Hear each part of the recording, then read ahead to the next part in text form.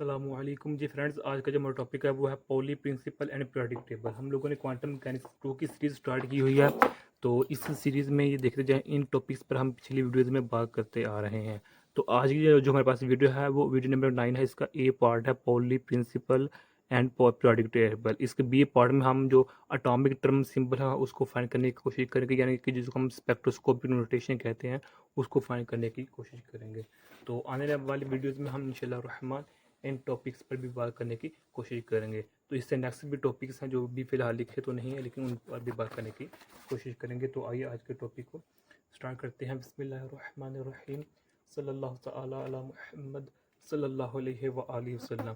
Poly principal ये जो हमारे पास है, ये तो हमने काफ़ी मरतबा हाँ, कह सकते हैं मैट्रिक में भी, इंटर में भी, पहले आई थिंक फिजिकल केमिस्ट्री में भी, इनऑर्गेनिक केमिस्ट्री में भी हम इसको स्टडी करते आ रहे हैं। लेकिन चूंकि अब हम क्वांटम मैकेनिक्स में इसको स्टडी कर रहे हैं, तो क्वांटम मैकेनिक्स में हम अब थोड़ी सी डिटेल में इसके हम जाएंगे।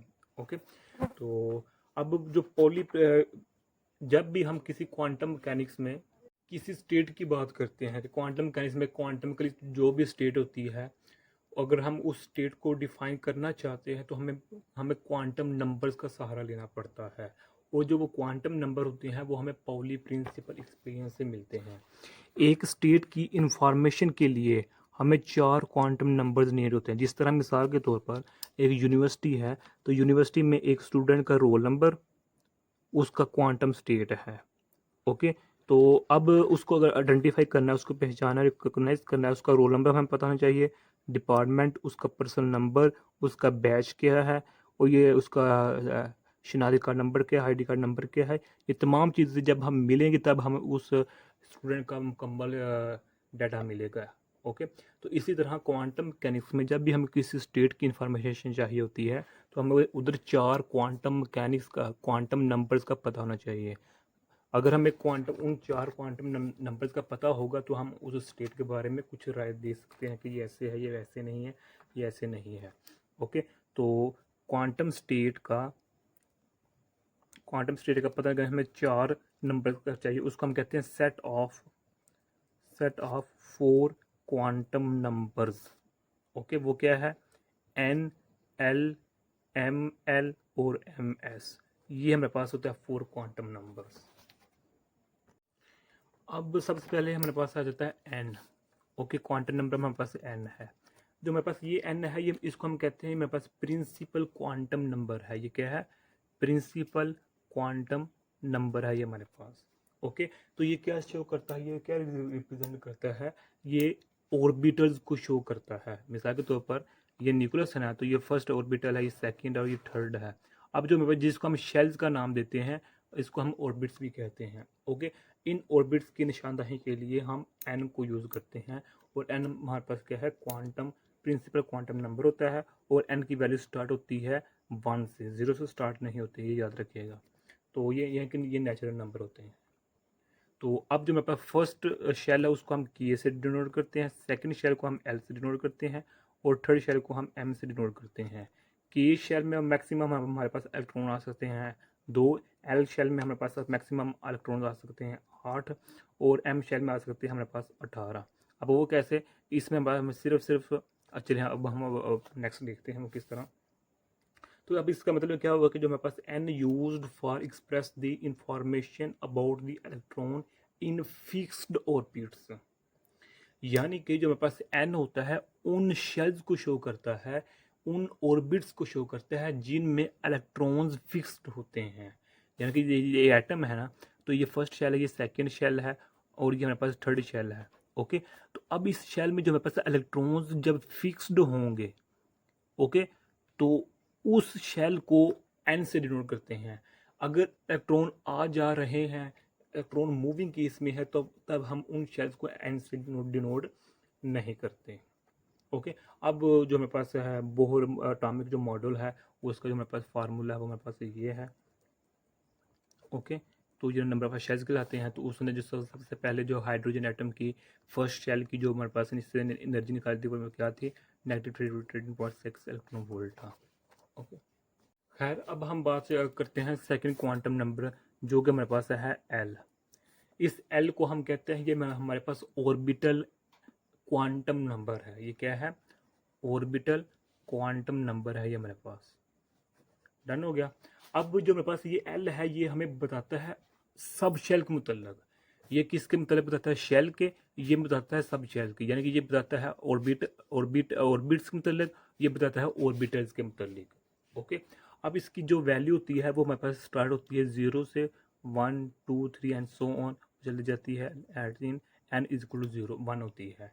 इसकी वैल्यू स्टार्ट होती है 1 से, इसकी वैल्यू स्टार्ट होती है 0 से। ये डिफरेंस याद रखिएगा। और ये किसको शो करता है? ऑर्बिटल्स को। ऑर्बिटल्स को मतलब यानी कि ये ऑर्बिट सब शेल को शो करता है। अब जो सब शेल्स होते हैं, ये देखना, ये की शेल है, ये भी शेल है, ये भी शेल है। अब हर शेल के अंदर सब शेल होते हैं। ओके। मिसाल के तौर पर अब पहले हम बात करते हैं सब शेल की। हमारे पास बेसिकली जो जिसको हम ज़्यादातर यूज़ करते हैं, हमारे पास 4 सब शेल्स हैं, S P D F. S में ज़्यादा से दो इलेक्ट्रॉन आ सकते हैं, पी में 6 आते हैं, और डी में 10 इलेक्ट्रॉन्स होते हैं, और एफ सब शेल में आप ऑर्बिटल्स में 14 इलेक्ट्रॉन्स आते हैं, नंबर ऑफ इलेक्ट्रॉन्स आते हैं। इसको हम स्मॉल कैपिटल से शो करते हैं। अब जिस तरह मैंने बताया कि शेल में 2 इलेक्ट्रॉन्स होते हैं, इसका मतलब इसमें सिर्फ एस ऑर्बिटल होता है। इस यहाँ मैंने बताया कि 8 इलेक्ट्रॉन होता है, इसका मतलब इधर एस भी होता है और पी भी होता है। अब यहाँ है, इसका मतलब इधर एस भी है, पी भी है, और हमारे पास डी भी होता है। ओके। ये वो बातें हैं जो हमें पहले पता होनी चाहिए। ओके। तो अब इसका मतलब क्या होगा? जो मेरे पास एल होता है, ये हमें बताता है अब सब शेल के मुतल्लिक, यानी कि हमें बताता है ऑर्बिटल्स के मुतल्लिक। यानी कि इन अदर वर्ड्स हम ये कहते हैं कि जो मेरे पास एल होता है, ये हमें मैग्नीट्यूड बताता है। किसकी? ऑर्बिटल एंगुलर मोमेंटम की मैग्नीट्यूड बताता है। कौन? एल। या फिर हम एक और अल्फाज में हम ये कह सकते हैं, जो जो मेरे पास एल होता है, ये स्पिनिंग इलेक्ट्रॉन की मैग्नीट्यूड को शो करता है। इसकी स्पिनिंग इलेक्ट्रॉन की। अब ये स्पिनिंग इलेक्ट्रॉन क्या बुला है, ये देखें। जो अब हमने डिस्कस किया था वीडियो नंबर 2 3, जब ये बेसिकली 2 और 3 वीडियो डिस्कस किया, तो इसमें हमने स्पिनिंग इलेक्ट्रॉनों को ही डिस्कस किया हुआ है बेसिकली। इसमें भी, इसमें सॉरी, वीडियो नंबर 2 3 और 4 में, इन तीनों वीडियोस में हमने स्पिनिंग ऑफ इलेक्ट्रॉन पर डिटेल से बात की हुई है। ओके। कि ये मेरे पास स्पिनिंग ऑफ इलेक्ट्रॉन है, इसकी जो मेरे पास मैग्नीट्यूड है वो फिक्स रहती है।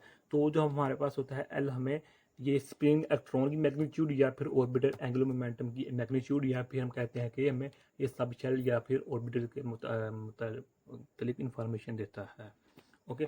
अब जो मेरे पास इधर एल होता है, एल का जो मेरे पास फार्मूला होता है, वो मेरे पास होता है capital is equal to L plus 1 इसके इक्वल होता है। ओके। इधर हमारे पास एज कट होता है। अब इसका मतलब क्या है? जब भी हमारे पास एल की वैल्यू 0 होगी, तो इधर एल की जब हम वैल्यू 0 रखेंगे तो हमारे पास 0 हो जाएगा। जब एल की वैल्यू 1 रखेंगे तो हमारे पास क्या हो जाएगा? ये 2 एज कट आ जाएगा। जब हम एल की वैल्यू 3 रखेंगे इधर, तो हमारे पास 6 एज कट आ जाएगा। अब ये क्या शो कर रहा है? ये शो कर रहा है एस ऑर्बिटल को, या एस सब शेल को, ये पी सब शेल को, और ये डी सब शेल को शो कर रहा है। ओके। तो हम ये कह सकते हैं कि जो हमारे पास एल होता है, ये हम बताता है मैग्नीट्यूड ऑफ मूविंग इलेक्ट्रॉन, कि जो हमारे पास इलेक्ट्रॉन मूव कर रहा होता है इन सब शेल में, इन ऑर्बिटल्स में, उसके मुतालिक हमें एल इंफॉर्मेशन देता है। डन हो गया। अब हम बात करते हैं थर्ड की। थर्ड हमारे पास आ जाता है एम एल। एम एल, इसको हम कहते हैं मैग्नेटिक क्वांटम नंबर का इसको हम नाम देते हैं। अब ये क्या बताता है कि जो हमारे पास एम एल तक मैग्नेटिक क्वांटम नंबर है, इसकी वैल्यू हमें उस वक्त पता चलती है जब हमारे पास एल होता है। यानी कि ये देखें, जब हमारे पास एन होगा तब हमें एल की वैल्यू को पता लगेगा, इसकी वैल्यू को पता लगेगा। जब हमारे पास ये एल की वैल्यू होगी तब हमें इस एम एल का पता लगेगा। इसका मतलब क्या हुआ?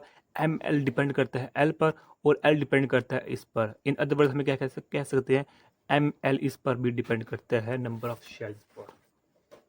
ओके हो गया। अब इसकी जो एम एल की वैल्यू है, एम एल की वैल्यू स्टार्ट होती है नेगेटिव एल से, स्टार्ट होती है 0 से फिर पॉजिटिव एल तक जाती है। ये इसकी वैल्यू है।